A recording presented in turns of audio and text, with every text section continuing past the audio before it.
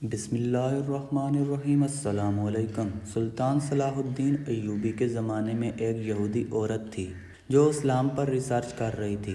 اس نے اسلام کے بارے میں بہت کچھ سیکھا، بہت کچھ پڑھا۔ ایک سوال جس کا جواب اسے کسی سے نہ ملا وہ یہ تھا کہ آخر خنزیر کے گوشت میں ایسی کیا برائی ہے جس کی وجہ سے خنزیر کا گوشت کھانا اسلام میں حرام قرار دیا گیا ہے۔ صرف یہی ایک بات تھی جو اس کو اسلام قبول کرنے سے روک رہی تھی۔ اپنے اس سوال کا جواب حاصل کرنے کے لیے وہ سلطان صلاح الدین ایوبی کے دربار میں پہنچ گئی اور عرض کیا، سلطان معظم، میں نے اسلام کے بارے میں بہت کچھ پڑھا ہے اور بہت کچھ سیکھا ہے، حتیٰ کہ میں اس جگہ پر آ کھڑی ہوئی ہوں کہ اسلام قبول کر لوں، لیکن ایک بات ہے جو مجھے اسلام قبول کرنے سے روک رہی ہے، اور وہ بات یہ ہے کہ اسلام خنزیر کا گوشت کھانے سے کیوں منع کرتا ہے۔ اسلام نے جس چیز کے بارے میں بھی منع کیا ہے وہاں اس کی دلیل ملی ہے، لیکن خنزیر کا گوشت حرام ہونے کی کیا وجہ ہے، اس بارے میں مجھے ابھی تک کوئی مضبوط دلیل نہیں ملی۔ میں نے بائبل کو پڑھا تو بائبل میں بھی خنزیر کا گوشت کھانے سے منع نہیں کیا گیا، لیکن اسلام کیوں منع کرتا ہے؟ آخر اس گوشت میں ایسی کیا خرابی ہے کہ اسلام اس کو کھانے سے منع کرتا ہے؟ سلطان صلاح الدین ایوبی نے اپنے ایک مشیر کو حکم دیا کہ بائبل کی وہ کتاب میرے پاس لے آؤ جو اپنی اصلی حالت میں موجود ہے۔ جب بائبل کی کتاب پیش کی گئی تو سلطان نے وہ حوالہ تلاش کر کے اس یہودی عورت کو دکھا دیا جہاں لکھا ہوا تھا کہ خنزیر کا گوشت کھانا منع ہے۔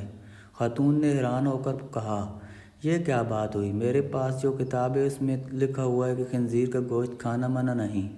یہ سن کر سلطان نے جواب دیا، مجھے ترس آتا ہے تمہارے ان لکھاریوں پر جنہوں نے اپنی عیاشیوں کے لیے اس پاک کتاب کو اپنے لفظوں سے تبدیل کر دیا۔ تمہارے پاس جو بائبل ہے یہ اپنی اصلی حالت میں موجود نہیں۔ ابھی تو میں نے صرف اس کتاب سے ثابت کیا ہے کہ خنزیر کا گوشت کھانا منع ہے، اب میں اسے سائنسی لحاظ سے بھی ثابت کروں گا۔ پھر سلطان نے اس عورت سے کہا، کل صبح خنزیر کا گوشت پکا کر میرے دربار میں لے آنا۔ دوسرے دن اس عورت نے خنزیر کا پکا ہوا گوشت سلطان کی خدمت میں پیش کر دیا۔ سلطان نے اس کو کراہت سے دیکھتے ہوئے کہا، اب اس کی بوٹی کے 2 حصے کرو۔ خاتون نے جب چھری سے بوٹی کے 2 حصے کیے تو درمیان کا گوشت کچا تھا۔ سلطان نے اس خاتون سے کہا، کیا تم نے اس گوشت کو اچھی طرح پکایا نہیں؟ تو وہ کہنے لگی، نہیں سلطان معظم، میں نے تو اس کو بہت اچھی طرح سے پکایا ہے۔ تو سلطان نے کہا، اب تمہاری سمجھ میں یہ بات آ گئی کہ یہ گوشت کیوں حرام ہے؟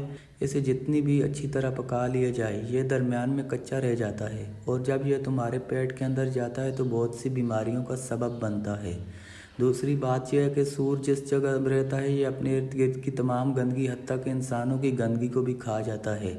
اس کی خوراک بہت ہی غلیظ ہوتی ہے، اس حوالے سے وہ غلاظت اس کے گوشت میں شامل ہوتی ہے جو بذات خود بیماریوں کا منبع ہے۔